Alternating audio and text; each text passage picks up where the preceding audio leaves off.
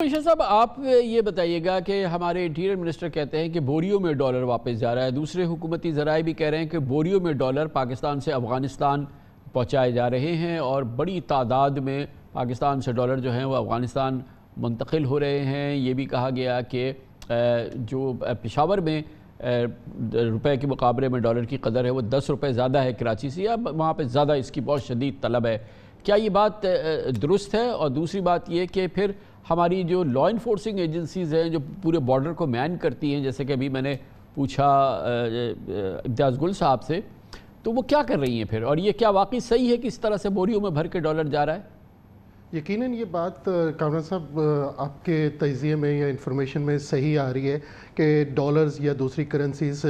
افغانستان کی طرف سمگلنگ ہو رہی ہے، لیکن اہم بات اس میں یہ دیکھنے لائق ہے کہ آخر کتنی سمگلنگ ہو رہی ہے، کیونکہ متعدد بار مختلف فگرز دیے جاتے ہیں، نہ یہ ڈاکیومنٹڈ ہے نہ کوئی سمگلنگ کوئی ریکارڈڈ ہے، اور آخر کتنے ڈالرز ہیں جو کہ مستقل پاکستان میں آئے جا رہے ہیں اور اسمگل ہوئے جا رہے ہیں۔ تو یہ نہایت اہم فیکٹر ہے کہ آخرکار اس کا رائٹ فگر کیا ہے یا کیا ڈاکومنٹیشن ہے اس کے مطابق، تو یہ نہایت ہی امپورٹنٹلی اس چیز کو دیکھنے کی ضرورت ہے۔ لیکن نہایت ہی اہم بات جو ہم محسوس کرتے ہیں وہ یہ دیکھنے لائق ہے کہ آخر اس کے عوامل کیا ہیں، اور یہ سمگلنگ جو کہ ایک بنیادی طور پہ ایک ہمارے ساتھ ناسور ہے، مختلف اوقات میں مستقل ہوتی رہی ہے۔ جب بھی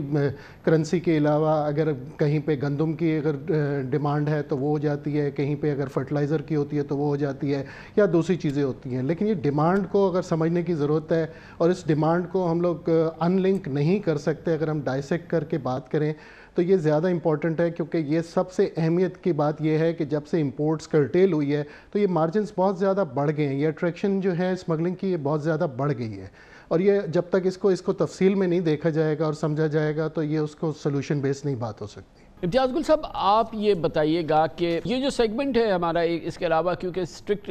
امپورٹس ہیں، لیکن تمام ایسے آئٹم جن کو سو کالڈ جن پہ پابندی ہے، جن پہ بڑی میسو ڈیوٹیز گورنمنٹ نے لگا دی ہے مگر وہ بازار میں ملتی ہیں، تمام اس قسم کی اشیاء مل رہی ہیں، گویا کہ یہ کہیں نہ کہیں سے تو آ رہی ہیں۔ اس کی سیدھا سا جواب یہ ہے کہ اسمگلنگ ہو رہی ہے، اور جب امپورٹس پہ بڑی ریسٹرکشن آتی ہیں، بڑی ڈیوٹیز لگتی ہیں تو وہ پھر اسمگلنگ کے راستے کھل جاتے ہیں۔ تو اسمگلنگ کے لیے بھی تو ڈالر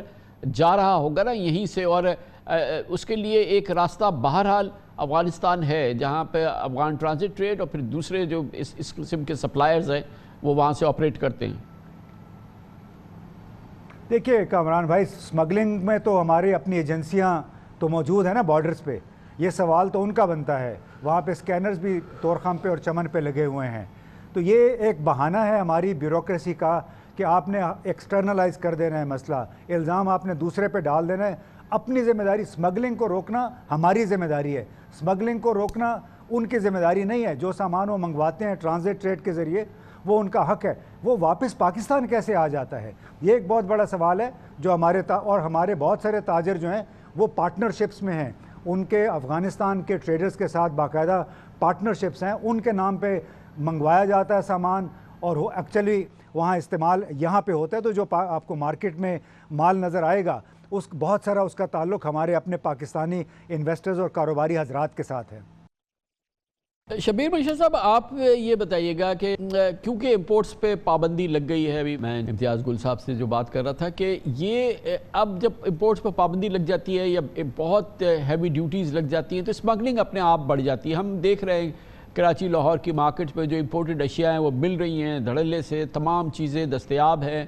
گویا کہ یہ سامان تو آ ہی رہا ہے، گویا کہ یہ سامان کا ایک راستہ ہمیں پتہ ہے اچھی طرح سے کہ اسمگلنگ کا راستہ جو ہے وہ افغان ٹرانزٹ کے ذریعے ہوتا ہے، یا افغانستان میں ان چیزوں کے ہول سیل سپلائرز موجود ہیں جو کہ یہ پاکستان میں جتنی طلب ہوتی ہے سامان بھیج دیتے ہیں، اور پھر ظاہر ہے اس کے لیے ہمیں ڈالر باہر بھیجنا پڑتا ہے۔ کیا یہ ایک بڑا ذریعہ ہے پاکستان سے، جو ہمارے انٹیریئر منسٹر کہتے ہیں کہ بوریوں میں ڈالر جا رہا ہے افغانستان، تو یہ اسمگلنگ جو ہے یہ اس کا ایک بڑا ذریعہ ہے؟ اور اس کے ساتھ ساتھ جو ہم بات کرتے رہے اس سے پہلے کہ پاکستان کول امپورٹ کر رہا ہے افغانستان سے، تو ہم ان کو تو روپے دے دیتے ہیں جیسے بھی بات ہو رہی تھی، اور وہ پھر اس سے ڈالر خریدتے ہیں اور اپنے یہاں لے جاتے ہیں۔ یہ تمام ملا کے کیا یہ ایک بڑا ذریعہ ہے پاکستان سے افغانستان ڈالر جانے کا؟ یقیناً کامران صاحب آپ نے نہایت ہی اہم نقطہ اس کی نشاندہی کی ہے، اور ایکچولی ہم یہ سمجھتے ہیں کہ یہ بہت بڑا ریزن ہے، چونکہ جس طرح لاسٹ فسکل ایئر میں ہمیں علم ہے کہ 80 ارب ڈالر کی ہماری امپورٹس ہوئی تھی، اور اس وقت اسٹیٹ بینک کی پالیسی کے مطابق اس کو کنسٹرینٹ کیا جا رہا ہے 16 سے 18 ارب کے قریب اس کو کنسٹرینٹ کیا جائے گا، لیکن پریکٹیکلی گراؤنڈ پہ اس طرح نہیں ہے۔ جو چیز ہم آلریڈی اس چیز کو باور بھی کراتے رہے ہیں، یہ انفارمیشن بھی ہم ہمیشہ شیئر کرتے رہے ہیں اور مختلف فورم سے بھی اٹھاتے رہے ہیں کہ یہ goods are coming in Pakistan, یہ بالکل ہر وقت یہ پاکستان میں یہ چیزیں موجود ہیں، مختلف ذرائع سے آ رہی ہیں۔ صرف اگر نقصان ہو رہا ہے تو پاکستان کے ایکسکیچر کو ہو رہا ہے، ٹیکسز میں ہو رہا ہے، ڈیوٹیز میں ہو رہا ہے، اور یہ بہت بڑا ایک پرابلم ہے جو کہ مختلف مارکیٹوں میں، جیسے آپ نے کہا کہ لاہور میں، پنڈی میں، کراچی میں، پشاور میں، ہر جگہ یہ مال موجود ہے۔ مہنگا ضرور ہو گیا ہے، تکالیف ضرور ہیں، لیکن یہ ایسی چیز ہے جو ڈیمانڈ کریٹ کر رہی ہے اسمگلنگ کے لیے، اور وہی بنیادی عنصر ہے جس کی وجہ سے ڈالرز کے مختلف جگہوں پہ مختلف اوقات میں اسمگلنگ بھی ہوتی ہے، اور یہ گڈز جو ہیں بعد میں اسمگل ہو کے پاکستان کی مارکیٹوں کو آتی ہیں۔ امتیاز گل صاحب، میں یہ بھی جاننا چاہوں گا کہ اگر ہمارا وزیر داخلہ یہ کہتا ہے کہ بوریوں میں بھر کے ڈالر جا رہے ہیں، تو